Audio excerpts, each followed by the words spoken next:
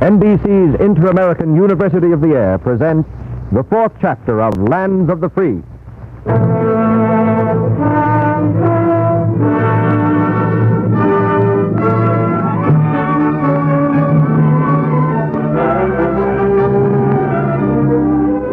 story of restraint of trade in 17th century Spanish America and the struggle of one man against monopoly.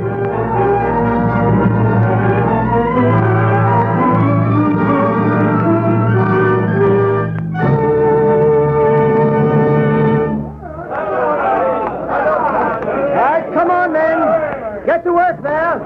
Get those mules packed. The caravan leaves in 10 minutes. Francisco de Fonseca. Yes, Father Florentine. Why do you persist in making this journey to Spain? Father, nothing can keep me here in Buenos Aires. Nothing.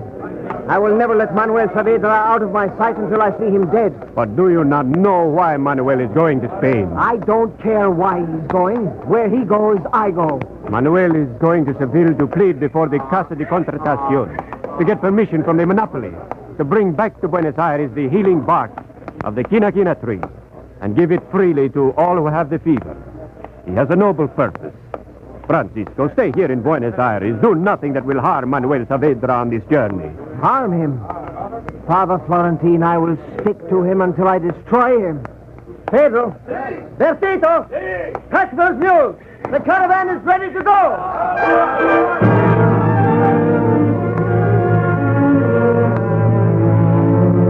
Long ago and far away, Buenos Aires, struggling for existence under the severe laws of Spain that restricted trade. Yet not so far from us today, for the existence of the entire modern world depends on trade. Trade we see restricted today by conditions of war. When we win this war, when we destroy the menace of the submarine and Axis piracy, when we secure once more the freedom of the seas, we will win the peace by freeing trade for everyone. We look forward to a better future for the world with President Roosevelt and Prime Minister Churchill in the words of the Atlantic Charter, the Charter of Freedom. Point number 4 of the Charter of Freedom. The enjoyment by all states, great or small, victor or vanquished, of access on equal terms to the trade and to the raw materials of the world which are needed for their economic prosperity. Freedom of trade. The promise of the Charter of Freedom.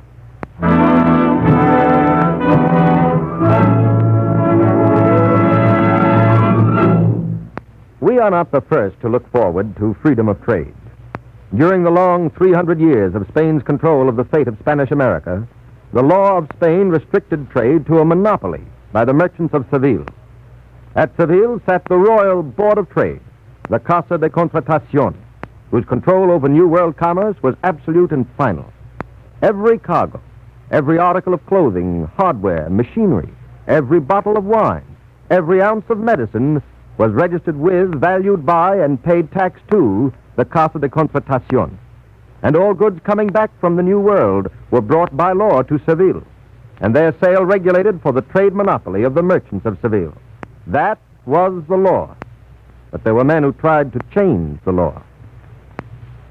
Our story opens in the city of Buenos Aires, capital of the Spanish province of La Plata, in the year 1640. There's been this year a plague of malaria. A young woman, Dolores Maria Saavedra, is dying. Outside her door, her brother, Manuel de Saavedra, is talking with a priest. My sister is young, Father. The most beautiful person who ever lived. It isn't right that she should die. Yeah. We could save your sister if there were time. What do you mean, Father? There is the bark of the quina quina tree, cinchona bark. You grind it to a powder and dissolve it in wine. Yes? 2 years ago in Lima, this bark saved the life of the Countess of Chinchon. In Spain, they are using it now to cure malaria. Father Florentine, where can we get this cinchona bark? Only from Seville. Only from Seville? But if the Countess used it in Lima? The quina quina tree, Manuel, grows in Peru, but the bark must be sent to the Casa de Contratación at Seville, where the Spanish merchants have the monopoly of making this medicine. But we cannot send to Seville and wait 2 years for the medicine to come back. That is the only way, Manuel, under the law. Under the law? Is that a just law? Do you call that justice? My son, it is sometimes difficult to see. Doctor. My boy, I am sorry, very sorry. There was nothing we could do. We might have saved her. We could have saved her. Father Florentine, before you I make my oath. I will go to Spain. I will see the king. I will change this law. Never will I cease until I have broken this monopoly and made this remedy available to everyone. I pray that you will succeed, Manuel. But now, we have other things to think of. We must prepare for the cathedral.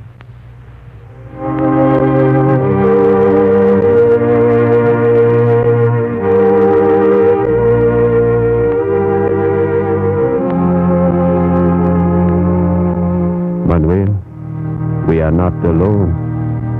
Who is it, Father? Coming down the aisle. Francisco de Fonseca. Be calm, my son. Calm.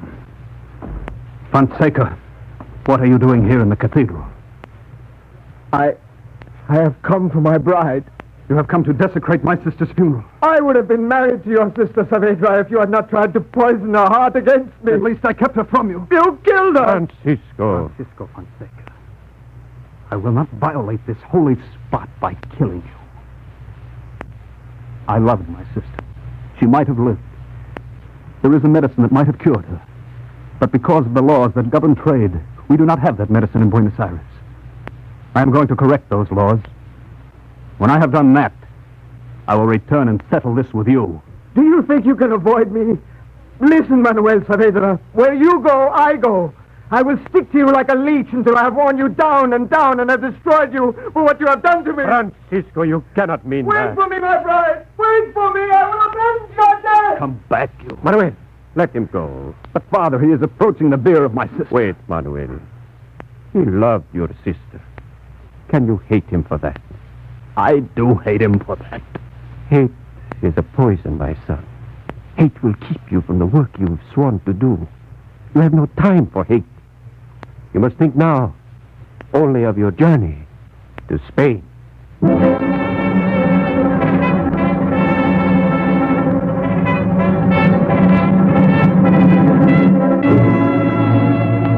A journey to Spain to change the laws of trade. And what an almost endless journey.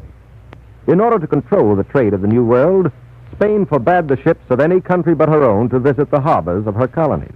And not even her own ships were allowed to visit Buenos Aires. Once a year, a great fleet of Spanish galleons made for Porto Bello on the Isthmus of Panama. The goods they brought were carried by mule across the isthmus to Panama City on the Pacific. There, by boat, they went south to Callao, the port of Lima, Peru. From Lima, goods for Buenos Aires were carried over the Andes Mountains to Bolivia, then on to Paraguay, and finally, after months of travel, down to Buenos Aires. Thus, to make the journey to Spain, Manuel de Saavedra had to go west instead of east, to meet the galleons at Porto Bello. More than 2,000 miles and 300 days of unnecessary journey, but that was the law that governed trade, the law that restricted trade. The caravan assembled in the great square of the marketplace in Buenos Aires. Sure-footed mules with heavy packs, ranchmen and merchants, soldiers in gleaming breastplate and helmet to protect the caravan. In the busy, noisy crowd at the marketplace, Francisco de Fonseca was busy, too, as his friend Eduardo approached. Francisco de Fonseca, wait a minute. Oh, hello there, Eduardo. I'm busy. Hey, Francisco, they told me you were going with the caravan to Port Sea and on to Lima and then to Spain. Francisco, what has come over you? You are working. No, Eduardo, don't bother me now. I must get this cargo of cattle hides packed on the mules. Ah, I see. You are too important now to talk to your old friends, huh? All right, then. If you are leaving, where's the 100 pesos you lost to me at Dyke 3 weeks ago? I have it here for you, my friend. And the money you owe Martinez for the wine shop we broke into. And the money for the pretty barmaid. Don't speak to me of women, Eduardo. Oh, but Francisco, the girl who sang the song. Go to the devil, you swine. You son of a swine. Here. Here is 1,000 reales. Pay the debts of a waster. Now, get out. But Francisco... Get out. Get out. All right, but you don't own the marketplace. Come on, then. Get to work. Get those mules packed. The caravan leaves in 10 minutes. Francisco de Fonseca. Yes, Father Florentine? Why do you persist in making this trip to Spain? Father, I will never let Manuel de Saavedra out of my sight until I see him dead. But you know why Manuel is going to Spain. He's going to plead for permission to bring back the bark of the quinaquina tree, to give it freely to all who have the fever. He has a noble purpose. Francisco, stay here in Buenos Aires. Do nothing that will harm Manuel de Saavedra. Harm him? Father Florentine, I will stick to him until I destroy him. Then I shall go along on this journey with you two. My son, what do you expect to gain through hate? Father, I loved his sister. If it had not been for him, So you intend to haunt him. Will that bring Dolores back? Father, that is my business. Pedro. Bertito. Pack those mules. Hurry, hurry. We must join the caravan for Potosí. Across the pampas of La Plata winds the slow-moving caravan. And now up the slopes of the Andes, on to the city of Silva, to Potosí in Bolivia. Here for a short time the caravan rests and business is done. In the marketplace, Saavedra approaches Francisco de Fonseca. I hear you have done a good trading here in Potosí, Fonseca. That's my business, Saavedra. Why don't you stay here in Potosí, Fonseca? With your profits, you could get a good silver mine. Work it, make a fortune, have all the wine, women, and song. You hate me no more than I hate you, Manuel Saavedra. Why do we talk about it? I have business to do. And you, Manuel, you have completed your business? Yes, Father Florentine. I have sold here at the mines 1,000 head of sheep. And what do you carry on to Spain? Money, Father, to buy cinchona bark for the sick. And something else? Nothing. You carry hate. That is my affair, Father. Yours and your conscience. Very well. I hate Fonseca. He hates me. It is his conscience he hates, Manuel, just as you hate yours. Well, what are you waiting for, Saavedra? Trying to escape me? The caravan is moving. We're on our way to Cusco. We can't wait all day for you. Come on! On to Cusco, ancient city of the Incas. Then down the western slopes of the Andes to Lima, capital of the Viceroy of Peru. 2,000 miles of travel. At Callao, the port of Lima, they board the treasure galleon bound northward along the Pacific coast for Panama. 30 days under sail. And at last, the ship carrying Saavedra, Fonseca, and Father Florentine arrives in the harbor at Panama City. Good morning, Father Florentine. Have a good night. Oh, a splendid night, thank you, Francisco. It's a nice morning to be in port. It'll feel good to get on solid land again. Oh, but now I must get to work and see that my hides are unloaded. You know, I'll feel like Balboa. Yes. We're going to cross Panama to Puerto Bello. Fonseca!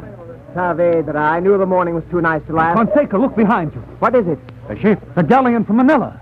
Yes, and loaded with silk and spice and jade and treasure from the Far East. Father, they will be carrying their cargo across to Puerto Bello at the same time we will. They will take every porter and every mule in sight. Well, I've got to get busy here. I've got to get somebody to carry my hides.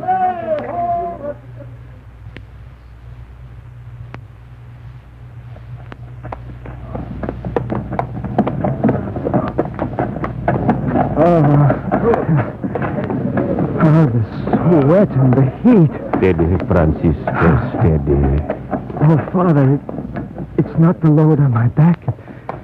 It's the heat that bears me down. Here, let me carry that a while, Fonseca. What? I will be glad to give you a hand. Stay away from me. Have it your own way, fool. It was offered in kindness, Francisco. I would carry 10 loads across this isthmus before I took kindness from... Here, my son. Let me take your load a little way. We'll be at Puerto Bello very soon.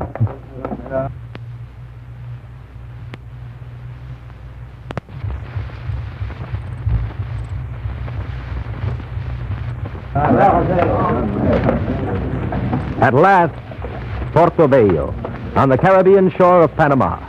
Puerto Bello, a mud-hole village 11 months of the year. And then the galleons arrive from Spain, and merchants of Peru, of Ecuador, of Chile, and Argentina come by hundreds, by thousands, to sell their treasure and to buy the goods from Spain. Day and night, Porto Veo is a market. Porto Veo is a fair. Porto Veo is a mad fiesta. Overcrowded, disease-ridden, but exciting. Father Florentine, Saavedra, and Fonseca enter a tavern looking for something to eat. Manuel, Francisco, here is the table. What luck. I could eat a cow. I could eat a sheep. I could eat 3 horses. Waiter! Waiter! No, you'll never be heard in this place, Saavedra. Here's the bill of fare. See what you want. You will want wine, I know that. I'll drink nothing, Saavedra, with you. Perhaps if we found you a dancing girl? Saavedra, I'll split your skull out. Quiet, Fonseca. My son, this is fiesta time. We have been on our journey now for a whole year. Come now, let us order some food. Well, all right. Look at the prices of food in this place. In Buenos Aires, you can feed a family for a whole week for the price of a pair of lamb chops in this tavern. Look what they want for chicken. And probably an old crow at that. Boys, do you know what we are paying for our beds? How much, Father? The town is so crowded, it took me 4 hours to find any place at all. I had to pay 2 weeks in advance, whether we stay there or not. And it's 10 pesos. For the 3 of us? For 2 weeks? No, for each of us, for each night. 30 pesos times 14 nights? You mean you paid 420 pesos? You must have rented a palace. It is part of a little stable for sheep. Each of us has a sack of straw to lie on. And there are 12 other people in this stable with us. Perdone, gentlemen, perdone. Your order, please. And here is your wine. We haven't ordered any wine. Oh, sir, I would advise you to drink the wine. During the fair, the town is very crowded, and it is not very sanitary. Last week, 300 people died of the fever, and that was before the fair opened. We will take the wine, waiter. Come back in a minute for our order. Very well, sir. I'll pour it. Well, Saavedra, if you can bring Cinchona bark to this place at fair time, you'll be doing something worthwhile for once in your life. Father, what sort of a pest hole is this anyway? What can you expect, Manuel? For an entire hemisphere, the Crown sends us 30 ships once a year. 30 ships, when 30,000 would be barely enough.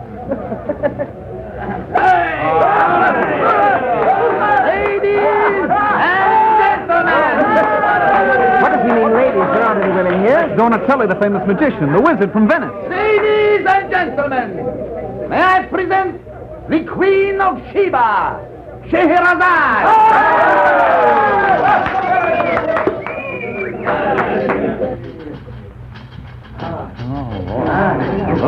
Look at that girl. Look at the dance. She's beautiful. What did he call her? Scheherazade. Look at her. Good evening, gentlemen. Good evening. Honored by your presence. Are you really Donatelli the magician? Why, of course I am. Would you like magic? It is yours. Abracadabra, Rama, Ava, Te. What happened to the wine bottle? Where did it go? There was a bottle here. Why, Father, you are hiding the bottle right under your cassock. Allow me. Here we are. I will take the wine if you do not mind. Not at all, Father. The wine is yours. Good evening, gentlemen. A pleasure to have met you. How did he do it? I don't know. It was like a miracle. And what happened to the dancing girl? Do you think he made her disappear? Father, what happened to the girl? I do not know, Manuel, but something more important has disappeared. What, Father? Inside my cassock, I had our money. What? Your money, Manuel, for the sheep you sold at Porto. Your money, Francisco, for the mules you sold. Also your bills of lading for the hides. They are gone. Donatelli. When he reached into your cassock for the wine. Thief! Thief! Out with your sword, Saavedra! I am with you, Fonseca. Come on. Wait for us, Father. Come on, friend. He went through that door. He can't make himself disappear. Where are they, Saavedra? Look out, Fonseca. It is dark in here. All right, men. Break this sky.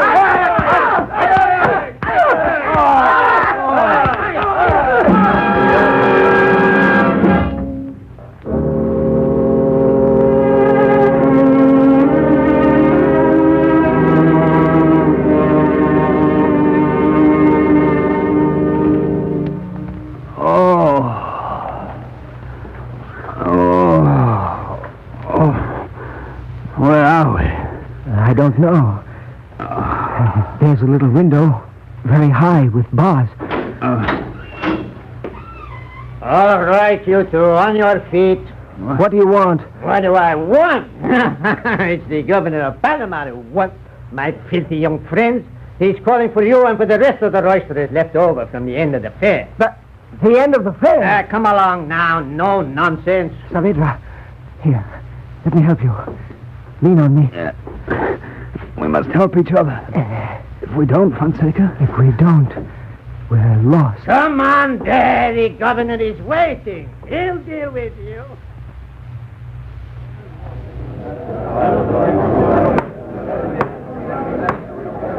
Any more clamor, and I shall clear the courtroom. Continue with your story, gentlemen. Your Excellency, I swear there's no more to say. We arrived in Portobello, sat down in a tavern for dinner, A strange magician stole our money. We ran after him. and we came to only to find that the fleet had sailed for Spain. And there we were, Your Excellency, in a dungeon. A likely story? Your Excellency, by all that's good, it's the truth. You had a little money? Yes, You drank a little wine? Only a glass apiece. Brought by a strange waiter in a strange tavern? but Your And Excellency... this was your first trip to Portobello? Just what was your business here in Portobello? Well, Your Excellency, we were hoping to take the ship to Spain. To Spain? And why, may I ask, were you going to Spain? Your Excellency, there is a plague in Buenos Aires. People are dying of malaria. There is a medicine that can cure them. It is cinchona bark from the quina tree. It grows in Peru. But we cannot buy it in Peru. The law says that we have to send all the way to Spain to get it, because under the law, the merchants of Seville have a monopoly. I was going to Spain to plead with the Casa de Contratación and get permission to bring that medicine back to Buenos Aires. Mm-hmm. So that's what you'd had me believe. And your companion? Your Excellency, I started this journey to harm my friend. Now I want to help him. To help him. Mm-hmm. Has either of you anything more to say? I think we have said everything that can be said, Your Excellency. Well, I haven't. Your Excellency, as long as we live under laws like that, justice is a mockery. And I dare to say that even in the court of the governor of Panama. Francisco. Are you finished? Yes, Your Excellency. Very well. Young men of Buenos Aires, for all your effort, you've lost your money, gotten a sound beating, and spent 2 weeks in jail. 2 noble young men, but such young men. You think you can change the trade laws of the world? Do you think you can appear before the learned council of the Indies and tell them what laws are just? But, Your Excellency... Silence! It so happens, young men, that the law says that a product of a viceroyalty, such as the viceroyalty of Peru, can be sold only within that viceroyalty, or to the merchants from Spain. Henceforth, you will abide by that law. Call Father Florentine. Father Florentine? Here? What is he doing here? Yes, Your Excellency. Father, these are the 2 young men for whom you've been searching? They are, Your Excellency. I will suspend sentence for disorderly conduct. And for their other crimes, I put them in your custody. You'd better take them back to Buenos Aires. Here is my written order. You'd better take it with you.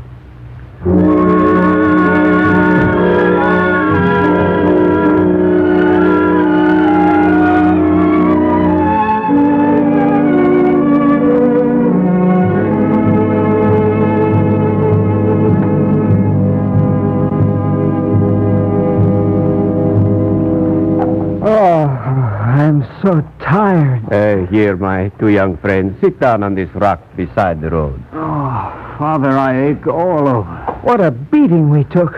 What a beating is right. Here we are, ordered to leave Portobello and go home, and not a centavo to our name. Our money gone. Even the hides I sweated to carry over the isthmus on a galleon for Spain, and the magician has the bills of lading. My sons, I have something to tell you.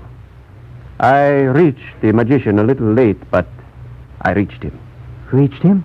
What do you mean, Father? Oh, like a diligent priest, I heard his confession and made him restore to me the stolen property.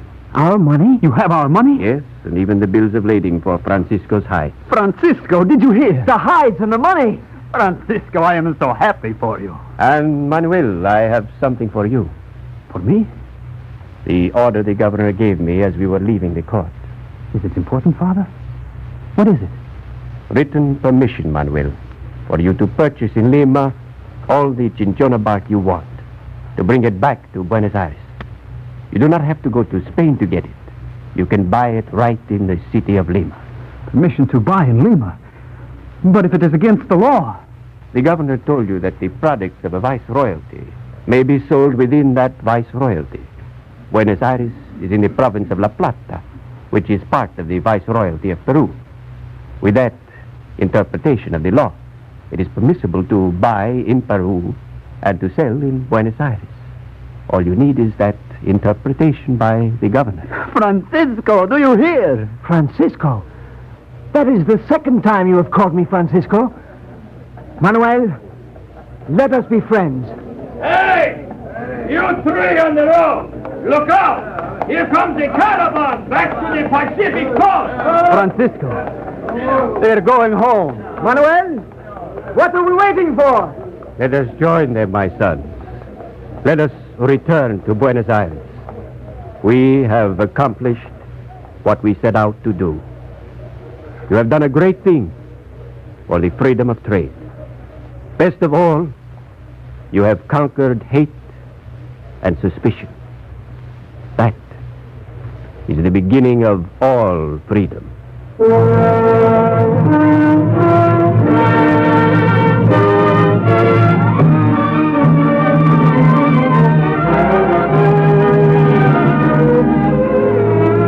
Long ago and far away, the colonies of Spain in the early 17th century. And today, a short 300 years later, the renewed need for a charter of freedom, the pledge of access by all nations, great and small, on equal terms to the trade and raw materials of the world.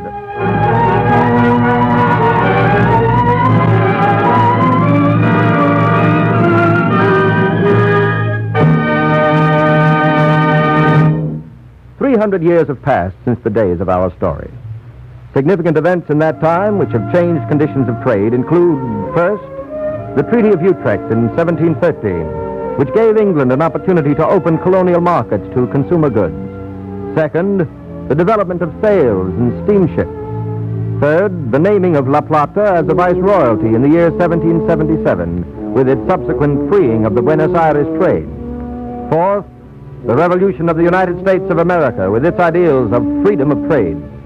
Fifth, the revolt and independence of the Spanish colonies. And sixth, the development of great international organizations for investment and exportation throughout the Americas.